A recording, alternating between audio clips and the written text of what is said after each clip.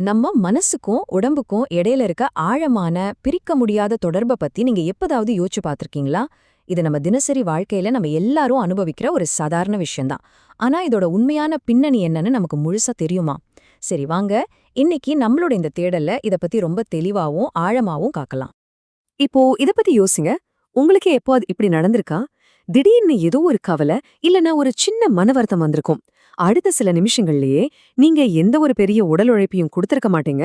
ஆனா உங்க உடம்புல இருக்கிற மொத்த சக்தியும் வடிஞ்சு போன மாதிரி ஒரு பெரிய சோர்வ உணர்வீங்க. இது எப்படி நடக்குது? வெறும் மனசோர்வு எப்படி உடம்ப இவ்ளோ சீக்கிரம் சோர்வடைய வைக்குது?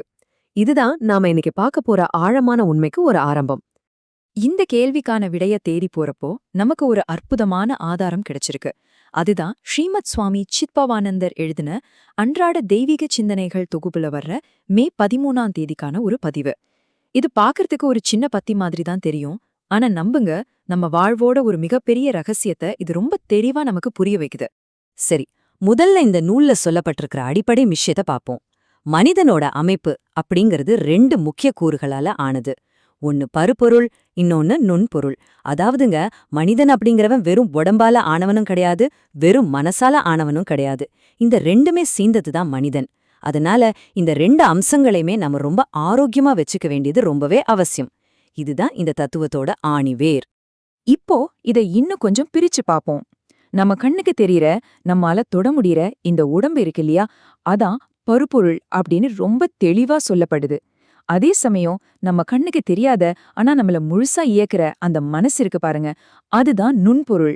நம்ம உடம்பும் மனசும் எப்படி தனித்தனியா பிரிக்கப்பட்டிருக்கு அப்படிங்கறத இது ரொம்ப ஆழமா பதிவு செய்யுது. இப்போ உங்களுக்கு ஒரு சந்தேகம் வரலாம். இந்த உடம்பும் மனசும் வேற வேற அப்படின்னா ரெண்டுக்கும் சம்பந்தம் இல்லையா அப்படின்னு. அங்கதான் விஷயமே இருக்கு. இது ரெண்டும் ஒண்ணுக்கொன்னு ரொம்ப ஆழமா தொடர்புடையவை. சொல்லப்போனா இது ஒரு இருவழிப்பாதை மாதிரி.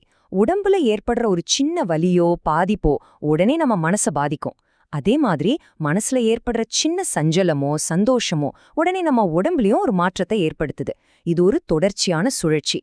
இந்த காரணம் விளைவு அப்படிங்கிற சங்கிலிய நம்ம அன்றாட வாழ்க்கையோட கொஞ்சம் பொருத்தி பாருங்களேன். மனசுல ஏற்படுற ஒரு துக்கமோ கவலையோ எப்படி உடம்பு அப்படியே கீழே இழுத்து சோர்வடை வைக்குதுன்னு நீங்களே கவனிச்சிருப்பீங்க. அதே மனசை நாம ரொம்ப சந்தோஷமாவும் உற்சாகமாவும் வச்சிருக்கோன்னு வைங்க, அப்ப நம்ம உடம்பும் ரொம்ப சுறுசுறுப்பாவும் ஆரோக்கியமாவும் ஒரு புது புத்துணர்ச்சியோட வேலை செய்யறத நீங்க கண்டிப்பா உணர்ந்திருப்பீங்க. இதுதாங்க அந்த மேஜிக். இதுவரைக்கும் உடம்பும் மனசும் ஒன்னையொன்னு பாதிக்குது அப்படிங்கிற அந்த சுழற்சிய பத்தி பார்த்தோம். ஆனா இங்குதான் ஒரு ஆச்சரியமான விஷயம் இருக்கு. இந்த 2ல எது உண்மையிலே ரொம்ப சக்தி வாய்ந்தது? இந்த 2லும் மனமே அதிக சக்தி வாய்ந்தது அப்படின்னு இந்த பதிவு ரொம்ப ஆணித்தரமா அடிச்சு சொல்லுது. ஆமாங்க, நம்ம கண்ணுக்கு தெரியற இந்த உடம்ப விட நம்ம கண்ணுக்கே தெரியாத அந்த மனசுக்கு தான் அபாரமான சக்தி இருக்கு. சரி, ஏன் மனசுக்கு அவ்ளோ சக்தி இருக்கு? அதற்கான அடிப்படை காரணம் இந்த ஒரு விதியில தான் அடங்கியிருக்கு. எப்போதுமே நுண்பொருள் தான் பருப்பொருள ஆளும். இது ஒரு பிரபஞ்ச உண்மை.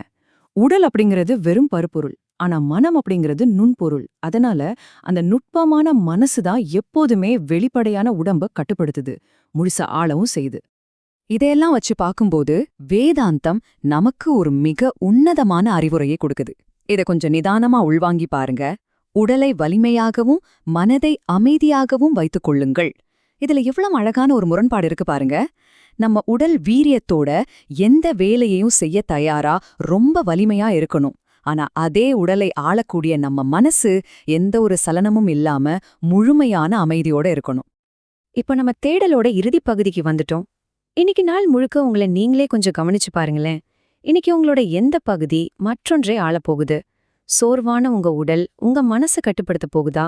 இல்ல அமைதியான உங்க மனம் உங்க உடம்ப சிறப்பா வழிநடத்த போகுதா? இந்த ஒரு ஆழமான கேள்வியோட உங்களை சிந்திக்க விட்டு நான் விடை பெறுகிறேன். உடலையும் மனசையும் சரியா கையாளுவோம்